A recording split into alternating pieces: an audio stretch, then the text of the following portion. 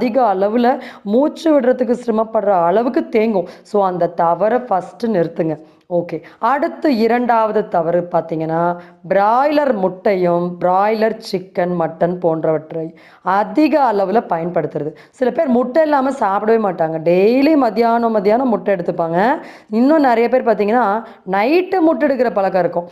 So அந்த எக்ஸும், அந்த போல்ட்ரி சிக்கனையும் கொஞ்ச நாள் கம்ப்ளீட்டாக கட் பண்ணணும். நம்ம ஏற்கனவே சொன்ன மாதிரி அந்த கெமிக்கல்ஸ் இருந்தால் தான் இன்ஸ்டண்ட்டாக நம்ம பாடி சளியை உற்பத்தி பண்ண ஆரம்பிக்கும்.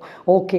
அடுத்து 3வது மிகப்பெரிய தவறு பார்த்திங்கன்னா, சாப்பாட்டில் அதிகபட்சமான ரவை, மைதா, கோதுமை பொருட்கள் இருக்கிறது.